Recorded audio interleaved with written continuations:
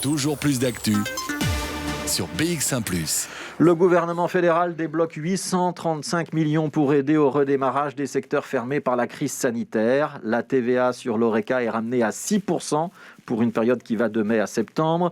Les heures de travail des jobistes étudiants seront déplafonnées pendant la même période et le droit passerelle des indépendants sera doublé pour le mois de mai. Voici ce qui a été annoncé hier par le gouvernement fédéral pour venir en soutien au secteur de l'Horeca notamment. Et l'ensemble de ces mesures est plutôt bien accueilli par les principaux concernés. Exact, Vanessa Lullier ? Oui, bonjour à tous. Évidemment, alors à une époque où les bonnes nouvelles se font plutôt rares quand même, les professionnels de l'Horeca sont heureux ce matin, même s'ils ne crient pas victoire trop vite. Alors parmi les mesures qui ont été annoncées, vous l'avez dit, il y a la réduction des charges pour les établissements qui reprennent du personnel qui est pour l'instant en chômage temporaire. Et la Fédération Horeca a réagi forcément positivement à cette décision, mais voudrait quand même qu'elle soit prolongée car tout n'ira pas mieux en fin d'année. C'est un peu la même chose pour la baisse de la TVA à 6% pour la nourriture comme pour les boissons. Alors Fabien Hermins, représentant de la Fédération Horeca, nous donne son opinion.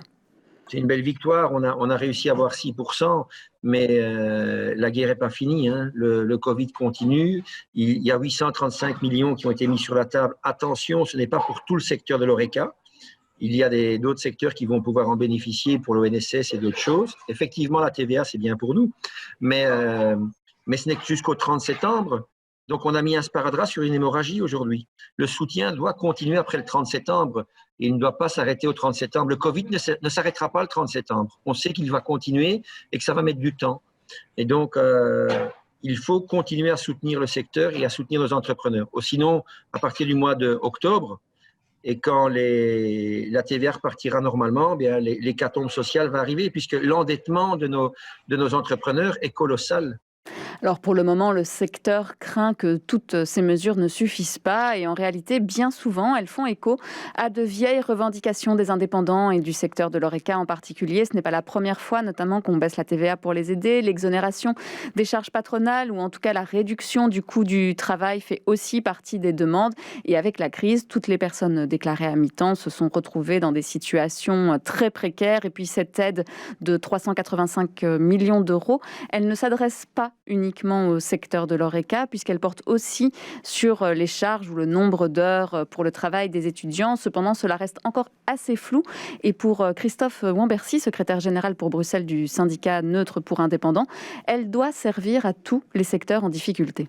Les mesures qui sont prises, notamment la baisse de TVA pour le secteur Horeca est une bonne chose. Pourquoi ? Parce que c'est une mesure qui permet de ramener du cash dans les entreprises et aujourd'hui, surtout pour les plus petites, et c'est le gros problème, c'est effectivement le financement et la trésorerie de ces activités économiques. Mais nous pensons qu'effectivement, bien d'autres activités nécessiteraient également, par exemple, cette baisse de TVA ou encore ce double droit passerelle en période de fermeture. Donc effectivement, nous demandons au gouvernement fédéral d'avoir une analyse objective et d'ouvrir ces mesures-là à l'ensemble des secteurs concernés et qui sont dans la même situation, même si on sait qu'aujourd'hui, l'actualité, il s'agit bien évidemment du secteur Horeca. Alors effectivement, il y a des mesures qui, elles, sont déjà élargies. Par exemple, la baisse des cotisations ONSS pour lorsqu'on remet au travail, je dirais, les chômeurs pour raisons économiques temporaires, seraient remis au travail. Et là, c'est déjà élargi à l'ensemble des secteurs. Mais justement, si cette logique-là est valable pour la réduction des cotisations sociales, pourquoi ne l'est-elle pas pour le double droit passerelle ou encore pour la TVA ? Alors les discussions vont encore être longues, mais elles seront peut-être un peu moins tendues, sauf sur la question de l'heure de fermeture des terrasses. En tout cas, le double droit passerelle maintenu pour ceux qui décident d'ouvrir leurs terrasses à partir du 8 mai est un sérieux filet de sécurité pour les restaurateurs. Reste encore la question de la prime régionale Tétra à Bruxelles. Plus de 4000 demandes sont déjà arrivées, mais il y a quelques dossiers particuliers à régler, notamment pour les établissements qui venaient juste d'ouvrir avant le confinement et qui n'ont pas pu atteindre un chiffre d'affaires de 25 000 €, mais pour qui les frais continuent à courir. Merci beaucoup Vanessa Lullier.